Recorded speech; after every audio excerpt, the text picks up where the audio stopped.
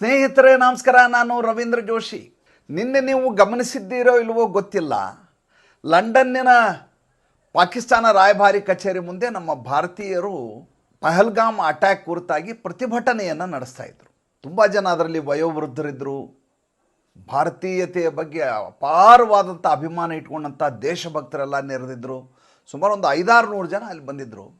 ಬಂದು ಪಾಕಿಸ್ತಾನದ ರಾಯಭಾರಿ ಕಚೇರಿ ಮುಂದೆ ಈ ಪಹಲ್ಗಾಮ್ನಲ್ಲಿ ನಡೆದಂಥ ಉಗ್ರ ಕೃತ್ಯ ಏನಿದೆ ಅದನ್ನು ನಾವು ಖಂಡಿಸ್ತೇವೆ, ಪಾಕಿಸ್ತಾನ್ ಮುರ್ದಾಬಾದ್ ಅಂತೆಲ್ಲ ಘೋಷಣೆಯನ್ನು ಕೂಗ್ತಾಯಿದ್ರು ಸ್ವಾಭಾವಿಕವಾಗಿ. ಏಕೆಂದರೆ ಆ ರೀತಿ 26 ಜನ ಅಮಾಯಕರನ್ನು ಧರ್ಮದ ಹೆಸರಿನಲ್ಲಿ ಕೊಲೆ ಮಾಡಿರುವಂಥ ಪಾತಕಿಗಳ ದೇಶ.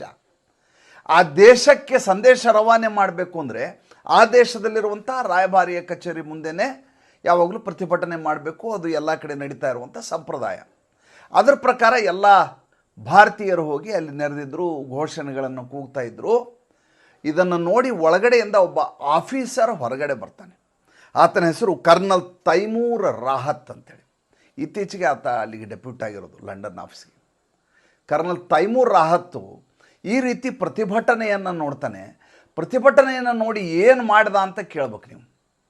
ಈತ ನಮ್ಮ ಸೇನಾಧಿಕಾರಿ ಅಭಿನಂದನ್ನ ಒಂದು ಪೋಸ್ಟರ್ನ ಹಿಡ್ಕೊತಾನೆ. ಹಿಡ್ಕೊಂಡು ಹಿಂಗೆ ಕೈ ಮಾಡ್ತಾನೆ. ಒಂದು ಸಲ ಅಲ್ಲ, 2-3 ಸಲ ಹಿಂಗೆ ಕೈ ಮಾಡ್ತಾನೆ. ಅಂದರೆ ಸರ್ ತನ್ಸೆ ಜುದಾ ಅಂತೇಳಿ, ನಿಮ್ಮೆಲ್ಲರನ್ನೂ ನಾವು ಕೊಲೆ ಮಾಡ್ತೀವಿ ಕಾಫಿರ್ಗಳನ್ನು ಅಂತ ಮೇಲುಗಡೆ ಬಾಲ್ಕನಿಯ ಮೇಲೆ ಬಂದು ನಿಂತು ಈರ್ಷೆಯಲ್ಲಿ ದ್ವೇಷದಲ್ಲಿ ಪ್ರತಿಭಟನೆಕಾರರಿಗೆ ತನ್ನ ಸಂಜ್ಞೆಯನ್ನು ಮಾಡ್ತಾನೆ. ನೋಡಿ, ಯಾವುದೇ ರಾಯಭಾರಿ ಕಚೇರಿಯಲ್ಲಿರುವಂಥ ಉದ್ಯೋಗಿಗಳ ಕೆಲಸ ಏನು, ರಾಯಭಾರಿಗಳದ್ದು ರಾಜತಾಂತ್ರಿಕರದು ಅಂದರೆ ಒಂದು ದೇಶ ಮತ್ತು ಇನ್ನೊಂದು ದೇಶದ ಮಧ್ಯೆ ಸೌಹಾರ್ದತೆಯನ್ನು ಹೇಗೆ ಕಾಪಾಡಬೇಕು ಅನ್ನೋದೇ ಅವರ ಕೌಶಲ್ಯ ಮತ್ತು ಕರ್ತವ್ಯ, ಅವರ ಜವಾಬ್ದಾರಿಯೇ ಅದು. ಪಾಕಿಸ್ತಾನ ರಾಯಭಾರಿ ಕಚೇರಿ ಇದೆ ಅಂದರೆ ಪಾಕಿಸ್ತಾನದ ಕುರಿತಾಗಿ ಒಳ್ಳೆಯ ಅಭಿಪ್ರಾಯ ಬರುವ ಹಾಗೆ ಮತ್ತು ಇತರೆ ದೇಶಗಳ ಜೊತೆ ಅವರ ಒಳ್ಳೆಯ ಬಾಂಧವ್ಯವನ್ನು ಉಳಿಸ್ಕೊಳ್ಳೋ ಹಾಗೆ ನೋಡಬೇಕಾದ ಕೆಲಸ. ಆದರೆ ಈ ಕರ್ನಲ್ ತೈಮೂರ್ ರಾಹತ್ ಏನು ಮಾಡ್ತಾನೆ, ಸರ್ತನ್ಸೆ ಜುದಾ ಮಾಡುವಂಥ ಸಂಜ್ಞೆಯನ್ನು ಮಾಡ್ತಾನೆ. ಅಲ್ಲಿಗೆ ಇವರ ಜಿಹಾದಿ ಮನಸ್ಥಿತಿ ಹೇಗಿದೆ ಅನ್ನುವುದನ್ನು ಅರ್ಥ ಮಾಡಿಕೊಳ್ಳಿ. ಅವರ ರಾಯಭಾರಿ ಇರಲಿ, ಅವರ ಅಧ್ಯಕ್ಷ ಇರಲಿ, ಅವರ ಪ್ರಧಾನಮಂತ್ರಿ ಇರಲಿ, ಅವರ ಸೇನಾ ಮುಖ್ಯಸ್ಥ ಇರಲಿ, ಅವರೆಲ್ಲರ ಮನಸ್ಥಿತಿ ಹೇಗಂದರೆ ಕಾಫಿರ್ಗಳ ಕತ್ತನ್ನು ಸೀಳಬೇಕು ಅಂತ. ಅದೇ ಕಾರಣಕ್ಕೆ ಈಗ ಈ ದೊಡ್ಡ ಮಟ್ಟದಲ್ಲಿ ಈ ರಾದ್ಧಾಂತ ಆಗ್ತಾ ಇರೋದು. ಇನ್ನೊಂದು ಘಟನೆಯನ್ನು ಹೇಳ್ತೀನಿ. ಕ್ವೆಟ್ಟಾದಲ್ಲಿ ನಡೆದಂಥ ಘಟನೆ. ಕ್ವೆಟ್ಟಾದಲ್ಲಿ ಸೇನೆಯ ವಾಹನ ಹೋಗ್ತಾ ಇದೆ, ಕಾನ್ವಾಯ್ ಹೋಗುವಾಗ ಅಲ್ಲಿ BLA ಅಂತ ಇದೆ, ಬಲೂಚಿಸ್ತಾನ್ ಲಿಬರೇಷನ್ ಫ್ರಂಟ್ ಅಂತ. ಬಲೂಚಿಗೆ ಪ್ರತ್ಯೇಕವಾದ ಸ್ಥಾನಮಾನ ಕೊಡಬೇಕು ಅಂತ ನಿರಂತರವಾಗಿ ಅವರು ಹೋರಾಟವನ್ನು ಮಾಡ್ತಾ ಇದ್ದಾರೆ. ಭಾರತದ ಕುರಿತು ಅಪಾರವಾದಂಥ ಕಳಕಳಿಯನ್ನು ಹೊಂದಿದ್ದಾರೆ. ನಾವು ಭಾರತದ ಭಾಗ ಆಗಬೇಕು ಅಂತ ಹೋರಾಟವನ್ನು ಕೂಡ ಮಾಡಿದಂಥ ಜನ ಅವರು ಯಾವ ಮಟ್ಟಿಗೆ ಇವರ ಮೇಲೆ ಪಾಕಿಸ್ತಾನಿ ಸೈನಿಕರಿಗೆ ಯಾವ ಮಟ್ಟಿನ ಭಯವನ್ನು ಉಂಟು ಮಾಡಿದ್ದಾರೆ, ಅವರಲ್ಲಿ ಆತಂಕವನ್ನು ಉಂಟು ಮಾಡಿದ್ದಾರೆ ಅಂದರೆ ಪಾಕಿಸ್ತಾನಿ ಸೈನಿಕರು ಸಮವಸ್ತ್ರವನ್ನು ಧರಿಸಿ ಹೊರಗಡೆ ಓಡಾಡೋದು ಕಷ್ಟ ಆಗಬೇಕು, ಆ ರೀತಿ ಅವ್ರ ಮೇಲೆ ದಾಳಿ ಮಾಡ್ತಾರೆ. ನೋಡಿ, ಇತರ ದೇಶದಲ್ಲಿ ಅಶಾಂತಿಯನ್ನು ಉಂಟು ಮಾಡಬೇಕು ಅನ್ನುವಂಥ ಪಾಕಿಸ್ತಾನದ ಅಜೆಂಡಾ ಏನಿದೆ ಅದು ಸ್ವತಃ ತನಗೇ ಮುಳುವಾಗೋದೆಲ್ಲಿ ಅಂದರೆ ಇಲ್ಲಿ ಕ್ವೆಟ್ಟಾದಲ್ಲಿ ಬಂದಾಗ ಯಾವಾಗ ಬಲೂಚಿಗಳು ಇರ್ತಾರೆ ಅವರು ಇವ್ರ ಮೇಲೆ ಅಟ್ಯಾಕ್ ಮಾಡ್ತಾರೆ. ಕರೆಕ್ಟಾಗಿ ಕ್ವೆಟ್ಟಾದಲ್ಲಿ ಹಿಂಗೆ ಪಾಸ್ ಆಗ್ತಾ ಇರ್ತದೆ, ಕೆಳಗಡೆಯಿಂದ IEDನ ಡಬ್ ಅಂತ ನೆಲದಲ್ಲಿ ಹುಗಿದಂಥ IEDಯನ್ನು ಬ್ಲಾಸ್ಟ್ ಮಾಡ್ತಾರೆ. ಒಂದು ಬಟನ್ ಒತ್ತಾರೆ. ಯಾರು? ಬಲೂಚಿಸ್ತಾನ್ ಲಿಬರೇಷನ್ ಆರ್ಮಿಯವರು. ಸುಮಾರು ಜನ ಇದರಲ್ಲಿ ಸಾವಿಗೀಡಾಗ್ತಾರೆ, ಪಾಕಿಸ್ತಾನದ ಸೈನ್ಯದ ಅಧಿಕಾರಿಗಳು. ಯಾಕೆ ಇದನ್ನು ಇಲ್ಲಿ ಪ್ರಸ್ತಾಪ ಮಾಡಿದೆ ಅಂದರೆ, ಯಾವ ಭಾರತದ ವಿರುದ್ಧ ಇವರು ಪ್ರತೀಕಾರ ತೀರಿಸ್ಕೊ, ಭಾರತದ ವಿರುದ್ಧ ನಾವು ಅಲ್ಲಿ ಅಶಾಂತಿಯನ್ನು ಮಾಡಬೇಕು ಅಂತಾರೋ, ಇವರಿಗೆ ತಮ್ಮ ದೇಶದಲ್ಲಿಯೇ ಅಭದ್ರತೆ ಇದೆ, ಅಸ್ಥಿರತೆ ಇದೆ, ಯಾವುದೇ ರಕ್ಷಣೆ ಇಲ್ಲದೆ ನರಳ್ತಾ ಇರುವಂಥ ಸೈನ್ಯ ಅದು. ತುಂಬ ಚೆನ್ನಾಗಿ ಹೇಳಿದ್ರು. ಅಲ್ಲಿ DG ಇದನ್ನು ನಿಲ್ಲಿಸಿದ್ದಾರೆ, ಏನು ತಾಲೀಮನ್ನು ನಿಲ್ಲಿಸಿದ್ದಾರೆ ಸೈನಿಕರಿಗೆ. ಡಿಸೆಂಬರ್ವರೆಗೂ ನಮ್ಮಲ್ಲಿ ಇನ್ನು ಮುಂದೆ ತಾಲೀಮ್ಗಳಿಲ್ಲ, ಅಂದರೆ ಟ್ರೈನಿಂಗ್ ಇರೋದಿಲ್ಲ ಅಂತ. ತಾಲೀಮ್ ಅಂದರೆ ಟ್ರೈನಿಂಗು, ಕುಸ್ತಿ ತಾಲೀಮು ಅಂತೇವಲ್ಲ ಹಾಗೆ ಕಸರತ್ತು ಮಾಡೋದು ಅಂತ. ಯಾಕೆ ತಾಲೀಮ್ ನಿಲ್ಲಿಸಿದ್ದಾರೆ ಅಂತಂದರೆ ಇವರ ಟ್ಯಾಂಕರ್ಗಳ ಮೂಮೆಂಟ್ಗೆ ಬೇಕಾದಂಥ ಡೀಸೆಲ್ನ ದಾಸ್ತಾನು ಇಲ್ಲ ಅನ್ನುವಂಥ ಕಾರಣಕ್ಕೋಸ್ಕರ ಅಲ್ಲಿ ತಾಲೀಮ್ ಡಿಸೆಂಬರ್ವರೆಗೂ ನಿಲ್ಲಿಸಲಾಗಿದೆ. ಇವ್ರು ಹೇಳ್ಕೊಂಡು ಓಡಾಡ್ತಾರೆ, ನಮ್ಮ ಹತ್ರ ಪರಮಾಣು ಬಾಂಬ್ಗಳಿದ್ದಾವೆ, ಬ್ಲಾಸ್ಟ್ ಮಾಡಿಬಿಡ್ತೀವಿ ಅಂತ. ಅದು ನಮ್ಮ ದೀಪಾವಳಿ ಪಟಾಕಿಗಿಂತ ವೇಸ್ಟು ಅನ್ನೋ ರೀತಿಯಲ್ಲಿ ಇರುವಂಥದ್ದು. ಅದರ ಹೆಸರು ಹೇಳ್ಕೊಂಡು ಇವರು ಜೀವನವನ್ನು ಮಾಡ್ತಾ ಇದ್ದಾರೆ ಪಾಕಿಸ್ತಾನದಲ್ಲಿ. ನೋಡಿ, ಪಾಕಿಸ್ತಾನ ಅವತ್ತು ಇಮ್ರಾನ್ ಖಾನ್ ಏನು ಮಾಡ್ದ, ಭಾರತ ವಿರುದ್ಧ ಎತ್ಕಟ್ಟಲಿಕ್ಕೆ ಅಫ್ಘಾನಿಸ್ತಾನದಲ್ಲಿ ತಾಲಿಬಾನಿ ಸರ್ಕಾರ ಬರುವ ಹಾಗೆ ನೋಡಿಕೊಂಡ. ಆ ಅಫ್ಘಾನಿಸ್ತಾನದಲ್ಲಿ ತಾಲಿಬಾನಿ ಸರ್ಕಾರ ಬರಬೇಕು, ಅಮೇರಿಕೆಯ ಸೋಲ್ಜರ್ಗಳೆಲ್ಲ ವಾಪಸ್ ಹೋಗಬೇಕು ಅಂಥದ್ದೊಂದು ಷಡ್ಯಂತ್ರ ಮಾಡ್ದ. ಈ ಷಡ್ಯಂತ್ರ ಮಾಡೋಕ್ಕಿಂತ ಮುಂಚೆ ನಿರಂತರವಾಗಿ ಅಮೇರಿಕೆಯಿಂದ ದುಡ್ಡನ್ನು ತರಿಸ್ಕೊಂಡು ನಾನು ಮಧ್ಯಸ್ಥಿಕೆ ಮಾಡ್ತೀನಿ ತಾಲಿಬಾನಿಗಳ ಮಧ್ಯೆ ಮತ್ತು ಇದ್ರ ಮೇಲೆ ಅಲ್ಲಿಯ ಸರ್ಕಾರ ಜೊತೆ ನಾನು ಮಾತುಕತೆ ನಡೆಸ್ತೀನಿ ಅಂಥೇಳಿ ನಿರಂತರವಾಗಿ ದುಡ್ಡನ್ನು ತರಿಸ್ಕೊಂಡು ಅದನ್ನೆಲ್ಲ ಪೋಲು ಮಾಡಿ ಕೊನೆಗೆ ಅಲ್ಲಿ ಅಮೇರಿಕೆಯ ಯೋಧರು ಓಡಿ ಹೋಗುವಂಥ ಸ್ಥಿತಿಯನ್ನು ತರ್ತಾನೆ. ಆಗಸ್ಟ್ 15ಕ್ಕೆ ಅಲ್ಲಿ ಸರ್ಕಾರ ರಚನೆ ಆಗುತ್ತೆ, ತಾಲಿಬಾನಿ ಸರ್ಕಾರ. ಆವಾಗ ಈತ ಯಾವ ರೀತಿ ಜಯಘೋಷ ಹಾಕ್ತಾನೆ ಅಂತಂದರೆ, ನಾವು ಮತ್ತು ಅಫ್ಘಾನಿಸ್ತಾನದವರು ಒಟ್ಟಾಗಿ ಬಿಟ್ವಿ, ಈಗ ಭಾರತವನ್ನು ಮುಗಿಸ್ತೀವಿ ಅಂತ ಓಪನ್ ಆಗಿ ಸ್ಟೇಟ್ಮೆಂಟ್ ಕೊಡ್ಲಿಕ್ಕೆ ಶುರು ಮಾಡ್ತಾನೆ. ಅವರ ಭಾಯಿಚಾರ ಶುರು ಆಗ್ಬಿಡ್ತದೆ, ಅವರವರ ಬಾಂಧವ್ಯ ಶುರು ಆಗ್ಬಿಡ್ತದೆ. ಮುಂದೆ ನೋಡಿದರೆ ಅದೇ ಅಫ್ಘಾನಿಗಳು ಇವನ ವಿರುದ್ಧ, ಪಾಕಿಸ್ತಾನದ ವಿರುದ್ಧ ತೆಹರೀಕೆ ತಾಲಿಬಾನ್ ಪಾಕಿಸ್ತಾನವರು ನಿರಂತರವಾಗಿ ಪಾಕಿಸ್ತಾನದಲ್ಲಿ ಮಾರಣ ಹೋಮ ಮಾಡಲಿಕ್ಕೆ ಶುರು ಮಾಡ್ತಾರೆ. ಅವರ ಡುರಾಂಡ್ ಲೈನ್ ಏನಿದೆಯಲ್ಲ, ಆ ಡುರಾಂಡ್ ಲೈನ್ನ ಒಪ್ಕೊಳ್ಳೋದೇ ಇಲ್ಲ. ಅಲ್ಲಿ ಅತಿ ದೊಡ್ಡ ಸಮಸ್ಯೆ ಏನಪ್ಪ ಅಂತಂದ್ರೆ, ಈಗ ಅಫ್ಘಾನಿಸ್ತಾನ ಮತ್ತು ಪಾಕಿಸ್ತಾನದ ಗಡಿಯಲ್ಲಿರುವಂಥ ಉದ್ವಿಗ್ನತೆಯಿಂದ ಆತ ಹೊರಗೆ ಬರಲಿಕ್ಕೆ ಸಾಧ್ಯ ಇಲ್ಲ. ಇನ್ನು KPK ಸಮಸ್ಯೆ ಅಂತೂ ನಿಮ್ಗೆ ತುಂಬ ಚೆನ್ನಾಗಿ ಗೊತ್ತು. ಇಲ್ಲಿ ಈ ಕಡೆ ಸಿಂಧ್ ಪ್ರಾಂತ್ಯದಲ್ಲಿ ನಿರಂತರವಾಗಿ ಅಂತಃಕಲಹ ಶುರುವಾಗಿದೆ, ಅದನ್ನು ಶಮನ ಮಾಡಲಿಕ್ಕೆ ಸಾಧ್ಯ ಆಗಲಾರ್ದಂತೆ. ಈಗೇನಾಗಿದೆ, ಅಲ್ಲಿಯ ಸೈನ್ಯದಲ್ಲಿರುವವರೆಲ್ಲ ಪಾಕಿಸ್ತಾನಿ ಪಂಜಾಬಿಗಳು, ಅವ್ರಿಗೆ ಎಲ್ಲ ಸ್ಥಾನಮಾನಗಳನ್ನ ಕೊಡಲಾಗಿದೆ. ಸಿಂಧ್ ಪ್ರಾಂತ್ಯದಲ್ಲಿರೋರನ್ನ ಯಾವತ್ತೂ ನಗಣ್ಯ ಮಾಡಲಾಗುತ್ತೆ. ಸಿಂಧ್ ಪ್ರಾಂತ್ಯದಲ್ಲಿರೋರು ಹೇಳ್ತಾರೆ, ನಾವು ಈ ನೆಲದ ಮೂಲ ನಿವಾಸಿಗಳು, ನಮಗೆ ದಕ್ಕಬೇಕಾದಂಥ ಸ್ಥಾನಮಾನ ನೀವು ಕೊಡೋದಿಲ್ಲ, ಬರೀ ಎಲ್ಲನಕ್ಕೂ ಪಂಜಾಬ್ನವರು ಎಲ್ಲ ಸೇರ್ಕೋತೀರಿ, ನಿಮ್ಮನ್ನು ಎಲ್ಲ ಪಂಜಾಬಿ ಮುಸಲ್ಮಾನರು ಏನಿದ್ದೀರಿ ನಿಮಗೆ ಎಲ್ಲ ಸ್ಥಾನಮಾನಗಳು ಬರ್ತಾ, ನಾವೇನು ಮಾಡಬೇಕು ಅಂತ ಅವರು ನಿರಂತರವಾಗಿ ಸಂಘರ್ಷದಲ್ಲಿದ್ದಾರೆ. ಇವರಿಗೆ ಸಹಾಯ ಮಾಡ್ತಾ ಇದ್ದಂಥ ಅಮೇರಿಕದ ಸರ್ಕಾರ ಹೊರಟು ಹೋಗಿದೆ. ಜೋ ಬೈಡನ್ ಸರ್ಕಾರ ಚೈನಾದಿಂದ ಸಿಕ್ಕಾಪಟ್ಟೆ ಸಾಲ ತೆಗೆದುಕೊಂಡದಕ್ಕೆ ಚೈನಾ ಜೊತೆಗೆ ಸೇರಿಸ್ತಾ ಇಲ್ಲ. ಒಬ್ಬಂಟಿಯಾಗಿರುವ ರಾಷ್ಟ್ರ ಭಾರತದಲ್ಲಿ ಆಗ್ತಾ ಇರುವಂಥ ಬೆಳವಣಿಗೆಯನ್ನು ನೋಡಿ, ಭಾರತದ ಶ್ರೀಮಂತಿಕೆಯನ್ನು ನೋಡಿ, ಭಾರತದ ದನ ಆಗ್ತಾ ಇರೋದನ್ನು ನೋಡಿ ಅದನ್ನು ಹೇಗಾದರೂ ಮಾಡಿ ಅಸ್ಥಿರಗೊಳಿಸಬೇಕು ಅನ್ನುವಂಥ ಪ್ರಯತ್ನ ಮಾಡುತ್ತೆ. ಆದರೆ ವೈಯಕ್ತಿಕವಾಗಿ ಒಳಗಡೆ ಅದರಲ್ಲೇ ಈ ರೀತಿಯಾದಂಥ ಅಂತಃಕಲಹಗಳು ಕಾಡ್ತಾ ಇರ್ತವೆ. ಅಂಥ ಸ್ಥಿತಿಯಲ್ಲಿರುವಂಥ ಪಾಕಿಸ್ತಾನ ಈಗ ಭಾರತದ ವಿರುದ್ಧ ಯುದ್ಧ ಮಾಡ್ತೀನಿ ಅಂತ ನಾಟಕ ಮಾಡಲಿಕ್ಕೆ ಹೊರಟ್ರೆ ಅದು ಸಾಧ್ಯ ಆಗುವ ಮಾತಾ ಅಂತ ಯೋಚನೆ ಮಾಡಬೇಕು. ಇನ್ನು ಎರಡನೇದಾಗಿ, ಭಾರತದಲ್ಲಿ ಏನು ನಡೀತಾ ಇದೆ ಈಗ ಯುದ್ಧಕ್ಕೆ ಸಂಬಂಧಪಟ್ಟ ಹಾಗೆ. ಮೊದಲನೇದಾಗಿ ಈಗ BSFನ ಹೆಡ್ ಆಗಿರುವಂಥ ದಲ್ಜಿತ್ ಸಿಂಗ್ ಚೌಧರಿ ಅವರು ನಿನ್ನೆ ನಮ್ಮ ಅಮಿತ್ ಶಾ ಅವ್ರನ್ನ ಭೇಟಿಯಾದರು, ಹೋಮ್ ಮಿನಿಸ್ಟರ್ನ. ಅದಾದಮೇಲೆ ಉಪೇಂದ್ರ ದ್ವಿವೇದಿ ಸೇನಾ ಚೀಫ್ ಅವ್ರ ಜೊತೆ ನಿರಂತರವಾದಂಥ ಸಭೆ ನಡೀತು. ರಕ್ಷಣಾ ಸಚಿವರು, ಗೃಹ ಸಚಿವರು, ಡಾಕ್ಟರ್ ಜೈಶಂಕರ್ ಜೊತೆಗೆ ಅಜಿತ್ ಡೋವಲ್ ಇವರ 4 ಜನರ ಸಮಕ್ಷಮದಲ್ಲಿ 3 ಸೇನೆಯ ಮುಖ್ಯಸ್ಥರು ಮಾತುಕತೆಯನ್ನು ನಡೆಸ್ತಾರೆ. ಇದೆಲ್ಲ ಆದಮೇಲೆ ರಕ್ಷಣಾ ಸಚಿವರು ಪ್ರಧಾನಮಂತ್ರಿಯ ನಿವಾಸಕ್ಕೆ ಹೋದರು, ಪ್ರಧಾನಮಂತ್ರಿಯ ಜೊತೆ ಮಾತುಕತೆ ನಡೆಯುತ್ತೆ.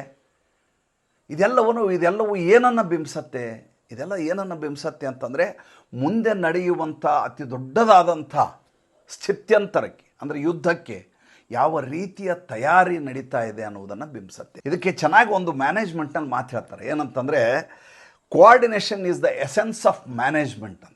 ಒಂದು ಯುದ್ಧ ಆಗಬೇಕು ಅಂತಂದರೆ ಏನಾಗಬೇಕು, CCSಗಳ ಸಭೆ ಆಗಬೇಕು, ಭದ್ರತಾ ಇಲಾಖೆಯ ಜೊತೆ ಮಾತುಕತೆ ನಡೀಬೇಕು, ಅದರ ಜೊತೆ ಬೇಕಾದಂಥ 3 ಸೇನಾ ಚೀಫ್ಗಳ ಜೊತೆ ಯಾರ್ಯಾರು ಏನೇನು ಆಪ್ರೇಷನ್ ಮಾಡಬೇಕು ಅನ್ನೋದರ ಇನ್ಸ್ಟ್ರಕ್ಷನ್ಗಳಾಗಬೇಕು. ಅದಾದಮೇಲೆ ಸುತ್ತಲೂ ನಮ್ಮ ಜೊತೆ ನಮಗೆ ಸಹಕಾರ ಕೊಡ್ತಾ ಇರುವಂಥ ಇತರ ರಾಷ್ಟ್ರಗಳ ಜೊತೆ ಮಾತುಕತೆ ಆಗಬೇಕು. ಮುಂದೆ ಬೇಕಾದಂಥ ಸಾಮಗ್ರಿಗಳ ತಯಾರಿಕೆ, ದಾಸ್ತಾನು ಏನು ಬೇಕು ಅದನ್ನು ಮಾಡ್ಕೋಬೇಕು. ದೇಶದಲ್ಲಿ ಆರ್ಥಿಕತೆ ವ್ಯತ್ಯಾಸ ಆಗಲಾರ್ದಾಗೆ, ಏರಿಳಿತ ಆಗಲಾರ್ದಾಗೆ, ದೇಶದ ಭದ್ರತೆಯ ದೃಷ್ಟಿಯಿಂದ ಯಾವುದೇ ತೊಂದರೆ ಆಗಲಾರ್ದಾಗೆ ನೋಡ್ಕೋಬೇಕು. ಏಕೆಂದರೆ ಇತರ ರಾಷ್ಟ್ರಗಳು ಏನು ಮಾಡ್ತವೆ ಗೊತ್ತಿರೋದಿಲ್ಲ, ಆ ಕಡೆ ಚೈನಾದ ಗತಿ ಏನು ಅಂತ ಗೊತ್ತಿರೋದಿಲ್ಲ, ಬಾಂಗ್ಲಾದೇಶದ ಏನು ಗೊತ್ತಿರೋದಿಲ್ಲ. ಇದೆಲ್ಲವನ್ನು ತಯಾರಿ ಮಾಡಬೇಕು. ಇದಾದ ಮೇಲೆ ಸರಿಯಾದಂಥ ನಿಖರವಾದಂಥ ಮುಹೂರ್ತವನ್ನು ಫಿಕ್ಸ್ ಮಾಡಿ ಯಾವ್ಯಾವ ಸಂದರ್ಭದಲ್ಲಿ ಏನನ್ನು ಮಾಡಬೇಕು ಅದನ್ನು ನರೇಂದ್ರ ಮೋದಿ ಮಾಡ್ತಾರೆ. ಆದರೆ ನರೇಂದ್ರ ಮೋದಿ ಈ ಬಾರಿ ನಾವು ಏನನ್ನು ಊಹಿಸ್ತೇವೆ, ನಾವೇನು ಯುದ್ಧ ಅನ್ಕೋತೀವಲ್ಲ, ಅಂದರೆ ನಾವು ನೋಡಿರೋ ಯುದ್ಧಗಳು ಹೇಗಿದ್ದಾವೆ, ಕುದುರೆ ಮೇಲೆ ಎಲ್ಲ ಸೈನಿಕರು ಹೋಗೋದು, ಆ ಕಡೆಯಿಂದ ಬರೋದು, ನಾವು ನೋಡಿದ್ದು ರಾಮಾಯಣ ಮಹಾಭಾರತ ಸೀರಿಯಲ್ಗಳು, ಇಲ್ಲ ಬಾಹುಬಲಿ ಅಂತ ಸಿನಿಮಾಗಳು. ಅದನ್ನು ಮೀರಿದಂಥ ಯುದ್ಧ ಇವತ್ತಿನ ಕಾಲಘಟ್ಟದಲ್ಲಿ ಜಗತ್ತಿನಲ್ಲಿ ನಡೆಯೋದು ಹೇಗೆ ಅಂದರೆ, ಅಲ್ಲಿ ಗಡಿಯಲ್ಲಿ ಕೂತ್ಕೊಂಡು ಒಂದು ಬ್ರಹ್ಮೋಸನ್ನು ಬಿಟ್ಟರೆ ಕರಾಚಿಯಲ್ಲಿರುವಂಥ ಒಂದು ಬಿಲ್ಡಿಂಗ್ ಬಿದ್ದೋಗ್ಬಿಡ್ಬೇಕು. ಆ ರೀತಿಯಾದಂಥ ತಯಾರಿಯನ್ನು ಅಂಥ ಪರಿಕರಗಳು ಇವತ್ತಿನ ಕಾಲಘಟ್ಟದಲ್ಲಿದ್ದಾವೆ. ಇಲ್ಲಿ ಗಡಿಯಲ್ಲಿ ಕೂತ್ಕೊಂಡು ಮೈಕ್ರೋಸ್ಕೋಪಲ್ಲಿ ನೋಡಿದರೆ ಅಲ್ಲಿ ಶಹಬಾಜ್ ಶರೀಫ್ ಎಲ್ಲಿ ಆಡಿಕೊಂಡು ಕೂತಿದ್ದಾನೆ ಅನ್ನುವಂಥ ಕಾಣುವಂಥ ಈಗ ಇಕ್ವಿಪ್ಮೆಂಟ್ಗಳು ಬಂದಿದ್ದಾವೆ. ಅದೇ ಕಾರಣಕ್ಕೆ ಈಗ ಆಸಿಮ್ ಮುನೀರು ಬಂಕರನ್ನು ಮಾಡ್ಕೊಂಡಿದ್ದಾನೆ ಅಂತ ಎಲ್ಲ ಕಡೆ ಭಾಳ ದೊಡ್ಡ ಮಟ್ಟದಲ್ಲಿ ಸುದ್ದಿ ಆಗ್ತಾ ಇದೆ.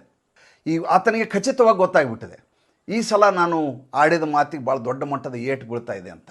ಹೀಗಾಗಿ ಆತ ಏನು ಮಾಡ್ದ, ತನ್ನ ಇಬ್ಬರು ಹೆಂಡರು ಮತ್ತು 3 ಜನ ಮಕ್ಕಳನ್ನ ಯುನೈಟೆಡ್ ಕಿಂಗ್ಡಮ್ ಕಳಿಸ್ತಾನೆ. ಆತನ ಜೊತೆ ಉಳಿದ ಎಲ್ಲ ಅಧಿಕಾರಿಗಳು ಕಳಿಸಾಗಿದೆ. ಈತ ಎಲ್ಲಿ ಅಡಗಬೇಕು, ಯಾವುದೋ ಒಂದು ಮನೆಯಲ್ಲಿದ್ದರೆ ಬಿಡೋದಿಲ್ಲ. ಅದಕ್ಕಾಗಿ ಒಂದು ಸುಸಜ್ಜಿತವಾದಂಥ ಒಂದು ಬಂಕರನ್ನು ನಿರ್ಮಾಣ ಮಾಡಿಸಿ ತಿಂಗಳುಗಟ್ಟಲೆ ಅದರಲ್ಲಿ ಉಳಿದರೂ ಕೂಡ ಆತನಿಗೆ ಯಾವುದೇ ಸಮಸ್ಯೆ ಆಗಲಾರದ ರೀತಿಯಲ್ಲಿ ತಯಾರಿ ಮಾಡಿಕೊಂಡು ಅದರಲ್ಲಿ ಹೋಗಿ ಅಡಗಿಕೊಂಡು ಕೂತಿದ್ದಾನೆ ಅಂತ ಅವರದೇ ಮಾಧ್ಯಮಗಳು ಇವತ್ತು ಹೇಳ್ತಾ ಇದ್ದಾವೆ. ನೋಡಿ, ಇಂಟರ್ನ್ಯಾಷನಲ್ ವಿಷಯ, ಅಂತಾರಾಷ್ಟ್ರೀಯ ವಿಷಯಗಳು ಎಷ್ಟು ಸೂಕ್ಷ್ಮವಾಗಿರ್ತವೆ, ಎಷ್ಟು ಇಂಟ್ರೆಸ್ಟಿಂಗ್ ಆಗಿರ್ತಾವೆ ನೋಡಿ. ಆದರೆ ನಮ್ಮಲ್ಲಿ ಸಿದ್ದರಾಮಯ್ಯ ಥರದವ್ರು ಭದ್ರತಾ ವೈಫಲ್ಯ ಅಂತಾರೆ. ಶಶಿ ತರೂರು ಭಾಳ ಚೆನ್ನಾಗಿ ಒಂದು ಮಾತು ಹೇಳಿದರು. ಯಾವ ದೇಶವೂ ಕೂಡ 100ಕ್ಕೆ 100ರಷ್ಟು ಬೇಹುಗಾರಿಕೆ ಕ್ಷಮತ್ವವನ್ನು ಹೊಂದಿರೋದಿಲ್ಲ, ಒಂದೊಂದು ಸಲ ತಪ್ಪಾಗಿಬಿಡ್ತವೆ. ಹಾಗಂತ ಅದನ್ನೇ ಮುಖ್ಯ ವಿಷಯವನ್ನು ಇಟ್ಕೊಂಡು ದೇಶದಲ್ಲಿ ಅದನ್ನು ಚರ್ಚೆ ಮಾಡಬಾರ್ದು. ಮುಂದೆ ಏನು ಮಾಡಬೇಕು ಅನ್ನೋದರ ಬಗ್ಗೆ ಆಲೋಚನೆಯನ್ನು ಮಾಡಬೇಕು. ಸ್ವತಃ ಡಿಪ್ಲೊಮೇಟ್ ಆಗಿರುವಂಥ ಮನುಷ್ಯ ಶಶಿ ತರೂರು. ಇತ್ತೀಚೆಗೆ ಅವರ ಧೋರಣೆ ಯಾಕೋ ಭಾರತೀಯ ಜನತಾ ಪಾರ್ಟಿಯ ಕಡೆ ಸೆಳೆತಾ ಇರೋ ಥರ ಕಾಣ್ತಾ ಇದೆ. ಉದ್ದೇಶ ಏನೋ ಗೊತ್ತಿಲ್ಲ, ಹೇಳಿದ ಮಾತಿನಲ್ಲಿ ತಥ್ಯ ಇರೋದರಿಂದ ಅವ್ರ ಮಾತನ್ನು ಇಲ್ಲಿ ನಾನು ಉದಾಹರಿಸಿದೆ. ಆದರೆ ಉಳಿದವ್ರಿಗೆ, ನಮ್ಮಂಥವ್ರಿಗೆಲ್ಲ ಏನಾಗುತ್ತೆ, ನಿನ್ನೆ ಯಾರೋ ಒಬ್ಬರು ಕಮೆಂಟ್ ಹಾಕಿದ್ದಾರೆ ಇವತ್ತು ಬೆಳಗಿನ ಇದರಲ್ಲಿ. ಏನಂದರೆ, ಅಷ್ಟೆಲ್ಲ ನೀರನ್ನೇ ಕೊಡೋದಿಲ್ಲ ಅಂತ ಹೇಳ್ತಿದ್ರು, ನೀರು ಬಿಟ್ಬಿಟ್ಟಿದ್ದಾರೆ. ಅಲ್ಲ ಸ್ವಾಮಿ, ಬರುವಷ್ಟು ಮಳೆ ಬಂದರೆ ರೈತನಿಗೆ ಅನುಕೂಲ, ಅತಿವೃಷ್ಟಿ ಆದರೆ ಬೆಳೆ ಕೊಚ್ಕೊಂಡು ಹೋಗುತ್ತೆ. ಈಗ ಕೇದಾರ್ನಾಥ್ ಬದ್ರಿನಾಥ್ನಲ್ಲಿ ಮಳೆ ಬರುತ್ತೆ, ಮೇಘಸ್ಫೋಟ ಅಂತೇಳಿ ನೀರು ಎಲ್ಲಾಬರಿ ಮಳೆ ಬಂದು ಸಿಕ್ಕಾಪಟ್ಟೆ ನೀರು ಬಂದು ಪ್ರವಾಹ ಆದರೆ ಊರೇ ಕೊಚ್ಕೊಂಡು ಹೋಗುತ್ತೆ. ಆ ನೀರನ್ನು ಸಂಗ್ರಹ ಮಾಡಲಿಕ್ಕೂ ಆಗೋದಿಲ್ಲ, ಆ ವೈಪರೀತ್ಯವನ್ನು ತಡ್ಕೊಳ್ಳೋ ಶಕ್ತಿನೂ ಇರೋದಿಲ್ಲ. ಇನ್ನೊಬ್ರು ಯಾರೋ ಕಮೆಂಟ್ ಹಾಕಿದ್ದೀರಿ, ಭಾಳ ಮಜಾ ಅನ್ನಿಸ್ತು ನನಗೆ. ಅಷ್ಟೊಂದು ನೀರು ಬಂದಮೇಲೆ ಅವರೆಲ್ಲ ದಾಸ್ತಾನು ಮಾಡಿಬಿಡಲ್ವಾ ಪಾಕಿಸ್ತಾನದವರು? ನಾವು ಅಮಾಯಕರು ಹೌದು, ಆದರೆ ಅಮಾಯಕತೆ ಮೂರ್ಖತನ ಆಗಬಾರ್ದಲ್ವಾ? ಈಗ ಜಲಸಂಧಿಯಲ್ಲಿ ಹೇಳಿದ್ದೇನು, ನಾವು ನಿಮಗೆ ಯಾವಾಗ ಎಷ್ಟು TMC ನೀರು ಬಿಡ್ತೀವಿ ಅಂತ ನಿಮಗೆ ತಿಳಿಸ್ತೀವಿ ಅಂತ ಇದ್ದದ್ದು. ಅದರಲ್ಲಿ ಭಾರತ ದೇಶ ಪಾಕಿಸ್ತಾನಕ್ಕೆ ನೀರು ಬಿಡುವಾಗ ಎಷ್ಟು ಬಿಡ್ತೀವಿ, ಇವತ್ತು 3 TMC ಬಿಡ್ತೀವಿ, 1 TMC ಬಿಡ್ತೀವಿ, 2 TMC. ಅದಕ್ಕೆ ಅವರು ಮಾನಸಿಕವಾಗಿ ಪಾಕಿಸ್ತಾನ ಸಿದ್ಧ ಆಗಿರುತ್ತೆ, ಅದನ್ನು ಹೇಗೆ ಯಾವ ಕಾಲುವೆಯಲ್ಲಿ ಎಷ್ಟು ಹರಿಸಬೇಕು ಅಂತ ಅವರು ತೀರ್ಮಾನ ಮಾಡಿರ್ತಾರೆ. ಹೇಳದೆ ಕೇಳದೆ ನೀವು ಒಟ್ಟಿಗೆ ನೀರನ್ನು ಬಿಟ್ಟುಬಿಟ್ರೆ ಯಾರು ಏನು ಮಾಡಲಿಕ್ಕೆ ಸಾಧ್ಯ? ಆ ಪ್ರವಾಹವನ್ನು ತಡ್ಕೊಳ್ಳಿಕ್ಕೆ ಹೇಗಾಗತ್ತೆ? ಇವೆಲ್ಲ ಆಲೋಚನೆ ಮಾಡಬೇಕಾದಂಥ ವಿಚಾರ. ಈಗ ಅಕ್ಟೋಬರ್ 7ಕ್ಕೆ ಇಸ್ರೇಲ್ನಲ್ಲಿ ದಾಳಿ ಮಾಡ್ತಾರೆ ಹಮಾಸ್ ಉಗ್ರರು. ಇಸ್ರೇಲ್ನಲ್ಲಿ ಬೇಹುಗಾರಿಕೆ ಇರಲಿಲ್ವಾ? ಮೊಸಾದ್ ಅನ್ನೋದು ಜಗತ್ತಿನಲ್ಲಿ ಅತ್ಯಂತ ನಿಪುಣತೆಯನ್ನು ಹೊಂದಿರುವಂಥ ಗುಪ್ತಚರ ಸಂಸ್ಥೆ. ಅದು ಅವ್ರು ಮಾಡುವಂಥ ಬೇಹುಗಾರಿಕೆಯನ್ನು ಯಾರೂ ಮಾಡಲಿಕ್ಕೆ ಸಾಧ್ಯ ಇಲ್ಲ. 6 ದಿವಸದಲ್ಲಿ 5 ರಾಷ್ಟ್ರಗಳನ್ನ ಮಟಾಶ್ ಮಾಡಿರುವಂಥ ಇಸ್ರೇಲ್ ಅದು. ಅಂಥವರೇ ಬೇಸ್ತು ಬಿದ್ದು ಸಿಗಾಕೊಂಡ್ಬಿಟ್ರು 2023ರಲ್ಲಿ ಅಕ್ಟೋಬರ್ 7ನೇ ತಾರೀಕು. ಭಾರತ ದೇಶ ಅವತ್ತಾಗಿರುವಂಥದ್ದೇನು ಭಾಳ ಇದು ಏನಂತಂದರೆ, ಸಮಸ್ಯೆ ಆಗಿದ್ದೇನಪ್ಪ ಅಂತಂದರೆ, ಈಗ ಅಲ್ಲಿ ಸರ್ಕಾರ ರಚನೆ ಆಗಿರೋದು. ಕಾಶ್ಮೀರದಲ್ಲಿ ಏನಾಗಿದೆ, ರಾಜ್ಯ ಸರ್ಕಾರ ಇದೆ, ಜೊತೆಗೆ ಅಲ್ಲಿ ಗಡಿ ಭದ್ರತಾ ಪಡೆ ಇದೆ, ಕೇಂದ್ರ ಸರ್ಕಾರದ ಎಲ್ಲ ಇವು ಇದ್ದಾವೆ, ನಮ್ಮ ಸರಹದ್ದು ಕಾಯುವಂಥ ಎಲ್ಲ ಸೈನಿಕರು ಎಲ್ಲ ಇದ್ದಾರೆ. ಸಮನ್ವಯ ಬೇಕಾಗತ್ತೆ. ಈಗ ಪ್ರವಾಸೋದ್ಯಮ ಇಲಾಖೆ ಅಲ್ಲಿಯ ಒಮರ್ ಅಬ್ದುಲ್ಲಾನ ಕೈಯಲ್ಲಿದೆ. ಒಮರ್ ಅಬ್ದುಲ್ಲಾ ಅಮರ್ನಾಥ್ಗೆ ಹೋಗುವಂಥ ರೂಟ್ ಏನಿದೆ, ಆ ರೂಟನ್ನು ಓಪನ್ ಮಾಡಿಬಿಡ್ತಾರೆ. ಅದು ಜೂನ್ನಲ್ಲಿ ತೆರೆಯುವಂಥದ್ದನ್ನು ಈಗಲೇ ತೆರೆದುಬಿಟ್ರೆ ಜನ ಆ ಕಡೆ ಎಲ್ಲ ಈ ಹೆಸರುಗತ್ತೆ ಕುದುರೆ ಮೇಲೆ ಕರ್ಕೊಂಡು ಪ್ರವಾಸಿಗಳು ಕರ್ಕೊಂಡು ಹೋಗ್ಲಿಕ್ಕೆ ಶುರು ಮಾಡ್ತಾರೆ. ಇದರ ಸರಿಯಾದ ಮಾಹಿತಿಯನ್ನು ಯಾರಿಗೆ ಕೊಡಬೇಕು? ಉಳಿದ ಸೈನಿಕ ಅದ್ರ ಬಗ್ಗೆ ಮಾಹಿತಿ ಇರಬೇಕು, ಸಮನ್ವಯ ಆಗಿರಬೇಕು. ಇದು ಗೊತ್ತಾಗದೇ ಇರೋದರಿಂದಾಗಿ ಒಳಗಡೆ ಹೋದಂಥ ಜನ ಏನಿದ್ದಾರೆ, ಪ್ರವಾಸಿಗರೇನಿದ್ದಾರೆ, ಅದನ್ನೇ ಇಟ್ಟುಕೊಂಡು ಈ ಬಾರಿ ನಡೆಸಿರುವಂಥ ದಾಳಿ ಇದು. ಯಾವಾಗಲೂ ನಿರಂತರವಾಗಿ ನಾನು ಒಂದು ಮಾತು ಹೇಳ್ತಾ ಇದ್ದೆ, ಯಾವುದೇ ಕಾರಣಕ್ಕೂ ಕಾಶ್ಮೀರದಲ್ಲಿ ಇನ್ನು 10 ಅಲ್ಲ 20 ವರ್ಷನೂ ಚುನಾವಣೆ ಮಾಡಬಾರ್ದು. ಯಾವತ್ತು ಜನಪ್ರತಿನಿಧಿಗಳು ಬಂದು ಕೂಡ್ತಾರೋ ಅವರೆಲ್ಲ ಉಗ್ರಗಾಮಿಗಳ ಪರವಾಗಿ ಇರ್ತಾರೆ. ಇವರೆಲ್ಲರೂ ಕೂಡ ಒಂದು ಕಾಲಕ್ಕೆ ಪ್ರತ್ಯೇಕತಾವಾದವನ್ನು ಸಮರ್ಥನೆ ಮಾಡಿದಂಥ ಜನ. ಆದ್ದರಿಂದ ಕೇಂದ್ರವೇ ಅದನ್ನು ಸುಪರ್ದಿನಲ್ಲಿ ನೋಡ್ಕೋಬೇಕು ಅಂತ ಹೇಳಿದೆ. ಏನು ಮಾಡ್ತೀರಿ, ನಮ್ಮಲ್ಲಿ ಸುಪ್ರೀಂ ಕೋರ್ಟು ಆದೇಶ ಮಾಡುತ್ತೆ, ಅಷ್ಟು ದಿವಸದೊಳಗೆ ಗಡುವಿನೊಳಗೆ ಚುನಾವಣೆ ಮಾಡಬೇಕಾಗತ್ತೆ. ಚುನಾವಣೆ ಮಾಡಿದರೆ ಇಂಥದ್ದನ್ನು ಅನುಭವಿಸಬೇಕಾಗತ್ತೆ. ಅನುಭವಿಸಿದ ಸಂದರ್ಭದಲ್ಲಿ ಸಿದ್ದರಾಮಯ್ಯನವರು ಅಂಥವ್ರ ಬಾಯಿಂದ ಇಂಥ ಮಾತುಗಳನ್ನ ಆಡಿಸ್ಕೋಬೇಕಾಗತ್ತೆ. ಯಾವ ದೇಶವೂ ಕೂಡ ತನ್ನ ದೇಶದಲ್ಲಿ ಅಸ್ಥಿರತೆ ಆಗಲಿ, ತನ್ನ ದೇಶದಲ್ಲಿ ಈ ರೀತಿಯಂಥ ದಾಳಿ ಆಗಲಿ ಅಂತ ಅಪೇಕ್ಷಿಸಿರೋದಿಲ್ಲ ಮತ್ತು ಅದನ್ನು ತಾತ್ಸಾರವಾಗಿ ಕಂಡಿರೋದಿಲ್ಲ. ಅದರಲ್ಲೂ ಭಾರತದಂಥ ರಾಷ್ಟ್ರ, ಅಜಿತ್ ಡೋವಲ್ ಅಂತ ವ್ಯಕ್ತಿ ಇರುವ ಸಂದರ್ಭದಲ್ಲಿ ಈ ರೀತಿಯಾದಂಥ ಅಹಿತಕರ ಘಟನೆ ನಡಲಿಕ್ಕೆ ಸಾಧ್ಯವೇ ಇಲ್ಲ.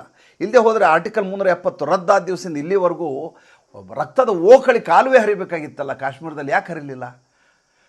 ಈಗ ಘಟನೆ ಗಂಡಾಂತರಕಾರಿ ಘಟನೆ ನಡೆದದ್ದಕ್ಕೆ ಅದ್ರ ಮೇಲೆ ಆರೋಪ ಮಾಡ್ತಾ ಇದ್ದಾರೆ. ಆಗಲಾರದಾಗಿ ಎಷ್ಟು ಘಟನೆಗಳನ್ನು ತಡೆದಿರಬಹುದು ಸರ್ಕಾರ, ಎಷ್ಟು ಬೇಹುಗಾರಿಕೆ ವ್ಯವಸ್ಥೆ ನಮ್ಮದು, ಈ ರೀತಿ ಆಗುವಂಥ ದಾಳಿಗಳನ್ನು ತಡೆದಿರಬಹುದು, ಅದನ್ನು ಆಲೋಚನೆ ಮಾಡಿ. ಇದ್ರ ಬಗ್ಗೆ ಯಾರೂ ಮಾತಾಡೋದಿಲ್ಲ. ಅದು ನಂಗೆ ಭಾಳ ದುಃಖ ಆಗೋದು. ಒಂದು ಸರ್ಕಾರ ಭಾಳ ಕ್ಷಮತ್ವದಿಂದ ಮಾನವೀಯತೆಯ ನೆಲೆಗಟ್ಟಿನಲ್ಲಿ ದಕ್ಷತೆಯಿಂದ ಕೆಲಸ ಮಾಡುವಾಗ ಬೆನ್ನು ತಟ್ಟುವ ಕೆಲಸ ಆಗಬೇಕು. ಅದರಲ್ಲಿ ರಾಜಕೀಯ ಮಾಡಲಿಕ್ಕೆ ಹೋಗಬಾರ್ದು ಅಲ್ವಾ? ತಮಗೆ ಅನ್ನಿಸುತ್ತೆ? ದಯವಿಟ್ಟು ತಿಳಿಸಿ. ಸಂಚಿಕೆ ಇಷ್ಟ ಆಗಿದ್ದರೆ ಲೈಕ್ ಮಾಡಿ, ಫಾಲೋ ಮಾಡಿ, ಶೇರ್ ಮಾಡಿ. ದಯವಿಟ್ಟು ನಮ್ಮ ಮುಕ್ತ ಪತ್ರಿಕೋದ್ಯಮಕ್ಕೆ ಆರ್ಥಿಕವಾಗಿ ಬೆಂಗಾವಲಾಗಿ ನಮಸ್ಕಾರ.